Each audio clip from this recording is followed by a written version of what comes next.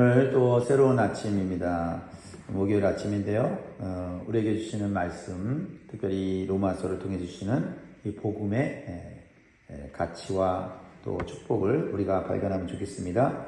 로마서 2장 1절에서 16절 말씀 같이 나누면서 먼저 기도 제목 같이 한번 나눕니다. 따라 하시겠습니다. 남을 판단하기 전에 내 자신을 먼저 살펴보게 하시고 하나님 앞에 정직하게 서게 하소서. 아멘. 우리가 살아가다 보면 사람을 쉽게 판단합니다. 사람을 보면 본성적으로 사람은 판단하게 돼 있는데요. 저 사람은 왜 저러지? 나는 저러지는 않는데 이렇게 우리는 사람을 판단하고 정죄할 때가 있습니다. 근데 바울은 오늘 본문에서 이렇게 말하고 있습니다. 남을 판단하는 사람아, 네가 누구든지 하나님 앞에서는 핑계하지 못할 것이다 라고 말씀하고 있습니다. 왜 그렇습니까? 다른 사람을 정죄하면서 사실은 나도 비슷한 죄를 짓고 있기 때문입니다. 하나님의 심판 앞에서는 외식과 위선이 모두 다 드러납니다. 그래서 하나님의 심판 앞에서는 그 누구도 예외가 될 수 없다라는 것입니다. 오늘 이 말씀은 공평하고 공의로운 하나님의 심판의 원리를 우리에게 가르쳐 줍니다. 세 가지를 우리가 배울 수가 있는데요. 첫 번째는 하나님은 남을 판단하고 정죄하는 위선자를 심판하신다라는 것입니다. 사람들은 분별하지 못해도 하나님은 정확하게 분별하십니다. 남을 판단하면서 나는 의롭다. 남을 정죄하면서 나는 아무런 죄가 없다라는 것을 보여주지만은 그러나 하나님은 그 마음속까지 보시기 때문에 하나님 앞에 위선자는 심판받을 수밖에 없다라고 말씀하고 있습니다. 바울은 유대인들을 향하여 이렇게 말합니다. 너희가 이방인들을 정죄하고 있지만 사실은 너희도 같은 죄를 짓고 있다라는 겁니다. 그렇습니다. 하나님 우리의 겉모습만 보는 것이 아니라 마음속 깊은 곳까지 보시는 분인 줄 믿습니다.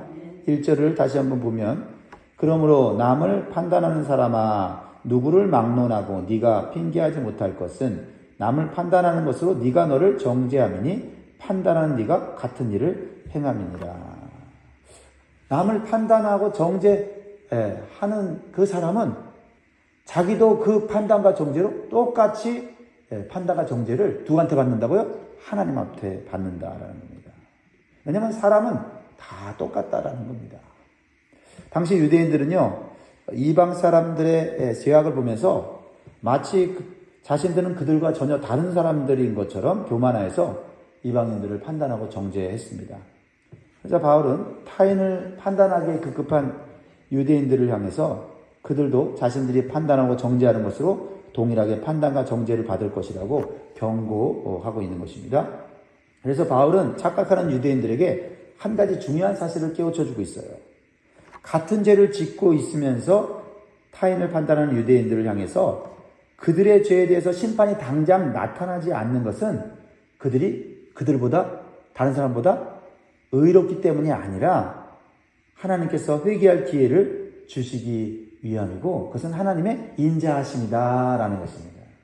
그것을 4절에 말하고 있죠. 4절을 읽어봅니다. 같이 시작. 혹 내가 하나님의 인자하심이 너를 인도하여 회개하게 하심을 알지 못하여 그의 인자하심과 용납하심과 길이 참으심이 풍성함을 멸시하느냐 이렇게 말하고 있어요.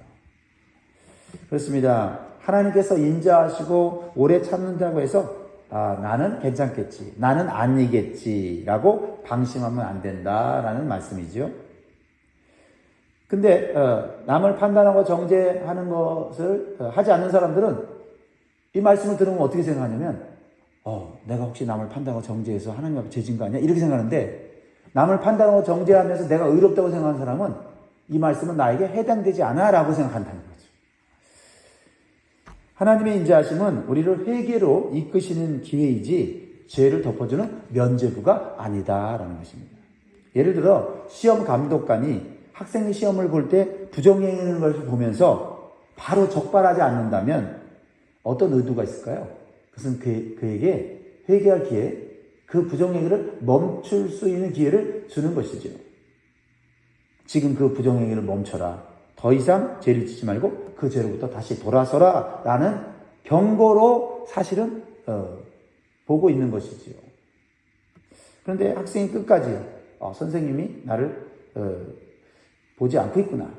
또는 내가 부정행위라는 걸 모르는구나 라고 생각하고 계속한다면 어떻게 돼요? 그때는 시험 감독관이 그 학생을 콕 집어서 시험장 밖으로 나가라고 하겠죠.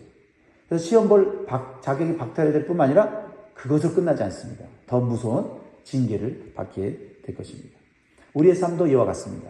우리가 회개를 미루는 것은 그냥 멈춰 있는 게 아니라는 겁니다. 성경은 그것을 진노를 쌓는다라고 표현하고 있어요. 자, 이 5절을 보세요. 다만 내 고집과 회개하지 아니하는 마음을 따라 진노의 날, 곧 하나님의 의로우신 심판이 나타나는 그날에 이 말 진노를 네가 쌓는다. 여러분, 하나님의 진노를 뭐가 쌓아요? 우리 마음에 고집이 쌓아요. 고집. 내가 좀 고집이 있다 그러면, 내가 죄를 쌓을 수 있는 성향을 가지고 있네, 라고 경각심을 가져야 돼요.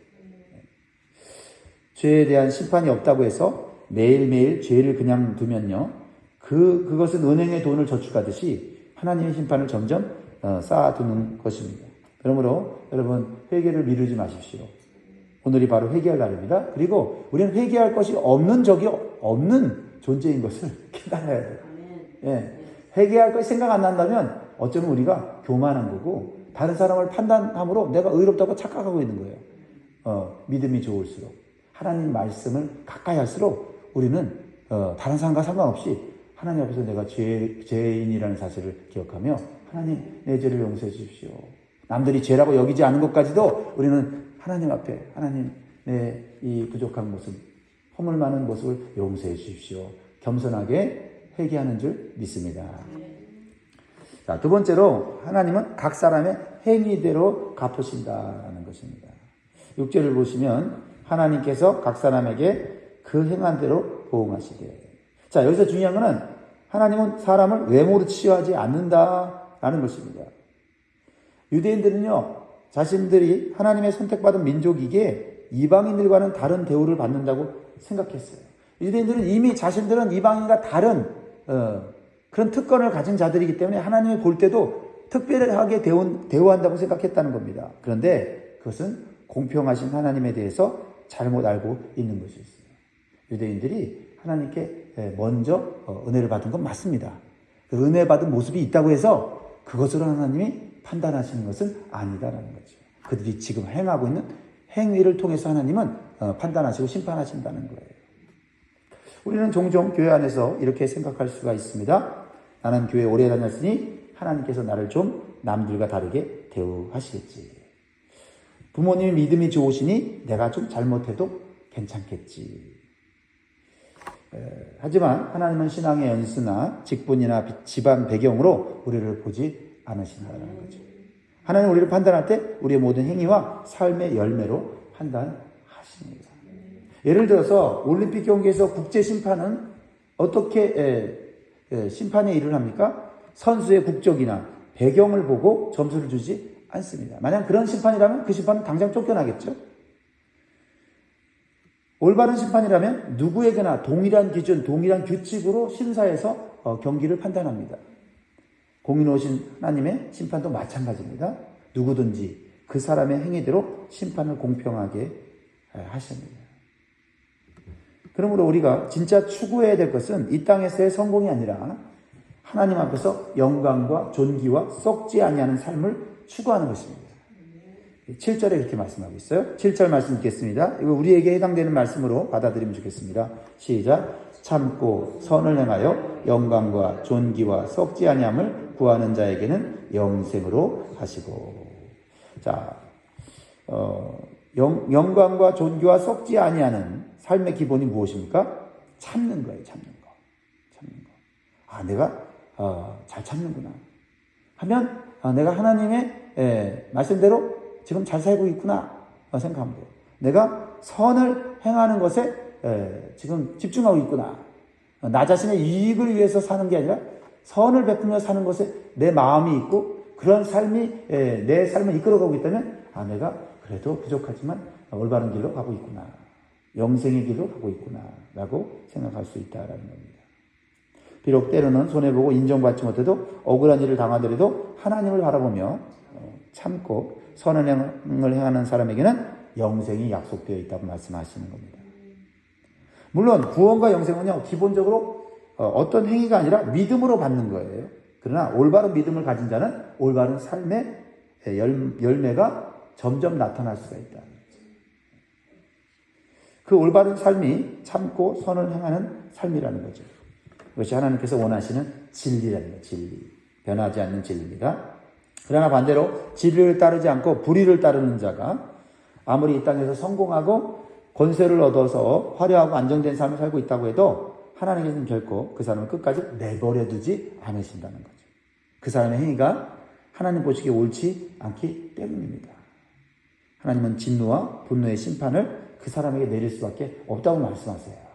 여기에서는 우리에게 두려움을 주지만 또 한편으로는 하나님이 이 세상을 공의로 다스리신다는 것에 대한 안도감을 가질 수가 있는 것이지요.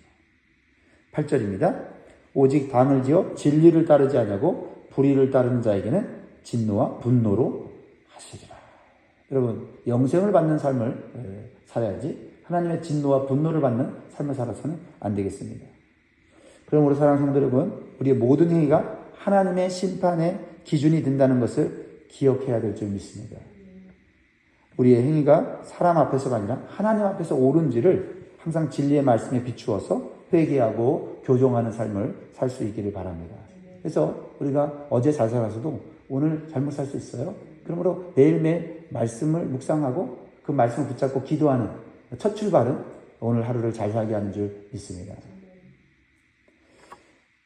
세 번째로 우리가 주시는 교훈은요, 율법이 있든 없든 모든 사람은 변명할 수 없다라는 겁니다. 율법을 가진 유대인이든 율법이 없는 이방인들, 세상 사람들이든 하나님 앞에서 변명할 수 없다라는 겁니다. 자신의 행한 일에 대해서 핑계할 수 없다는 거죠. 12절부터 이렇게 말하지요. 12절 같이 있습니다. 시작. 무릇 율법 없이 범죄한 자는 또한 율법 없이 망하고 무릇 율법이 있고 범죄한 자는 율법으로 말미암아 심판을 받으리라. 쉽게 말하면 교통법규가 뭔지를 모르고 교통법규를 어기나 교통법규를 알면서도 교통법규를 어기는 사람이나 똑같이 죄를 지은 건 마찬가지다. 교통법규 몰라서 죄를 졌는데 그 용서받는 것은 아니다. 혹시 정상 참작을 할 수는 있을지 모르지만 그 죄가 없어지는 건 아니다는 거죠. 이 죄의 이 모습을 정확하게 우리가 알아야 돼요.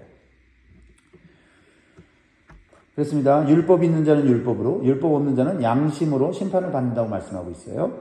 14절, 15절에 이렇게 말하고 있는데요. 율법 없는 이방인이 본성으로 율법의 일을 행할 때에는 이 사람은 율법이 없어도 자기가 자기에게 율법이 되나니 이런 이들은 그 양심이 증거가 되어 그 사람들이 서로 혹은 고발하며 혹은 변명하며 그 마음에 새긴 율법의 행위를 나타내느니라. 그러니까 율법이 있는 유대인들은 율법으로 심판을 받고 율법이 없는 이방인들은 양심으로 심판을 받기 때문에 하나님 앞에서 어떤 숨겨진 죄든지 변명하거나 정당화할 수는 없다라는 겁니다. 그러니까 우리가요, 하나님 말씀을 받았기 때문에 우리는 하나님 말씀을 따라 심판을 받게 될 거예요. 그러니까 우리는 하나님 말씀이 우리 삶의 기준이 되어야 되지 믿습니다. 세상 사람들에 대해서 여러분들이 불평하고 원망할 필요가 없어요. 세상 사람들은 죄 짓고 살아가는데 떵떵거리며 잘 사네. 하나님은 왜 다른 기준으로 저들을 대하시지? 아닙니다. 하나님이 공평하게 그들도 하나님의 법에 의해서 심판하신다라는 것입니다. 특별히 하나님께서는 사람의 은밀한 것까지 심판하신다고 말씀합니다. 오늘날 AI 스마트 스피커가 어떤 역할까지 합니까? 우리가 말하는 것을 몰래 녹음한다는 것을 들으면 여러분 놀라지 않겠습니까? 요즘 AI 그 스마트 스피커가 문제가 왜 되냐면 부부끼리 소곤소곤대고 막 누구에 대해서 좀 이렇게 막 비판하고 막 정죄하는데 그 스마트폰이요 그거를 녹음을 해요. 그 녹음을 해갖고 그 비판하는 사람한테 그거를 이메일로 보낸다는 거예요. 그러니까 그런 일이 생기면 얼마나 무섭습니까? 스마트 스피커도 그렇게 하는데 하나님은 우리가 마음속 깊은 곳에서 우리가 말하고 생각하고 비판하고 정죄하는 것 다 듣고 계신다는 거죠. 마음의 생각과 동기까지도 하나님은 알고 계세요. 교회에서 우리가 거룩한 척, 신앙 좋은 척 할 수가 있습니다. 하지만 우리 마음속 깊은 곳에 아무도 모르는 내 생각까지 하나님은 다 알고 계십니다. 겉으로 웃으면서 대하지만 속에서 어떤 생각을 하면서 대하는지 알고 계시죠. 우리는 하나님이 아니기 때문에 우리는 또 판단하면 안 돼요. 저 사람 웃고 있지만 나를 욕하고 있나? 그러면 또 내가 죄를 짓는 거예요. 그러니까 우리는 하나님이 아닙니다. 판단하지 않고 정죄하지 않는, 나도 저 사람의 짓는 죄를 나도 지을 수 있어, 겸손한 마음을 갖고 대하는 것이 그것이 올바른 태도죠.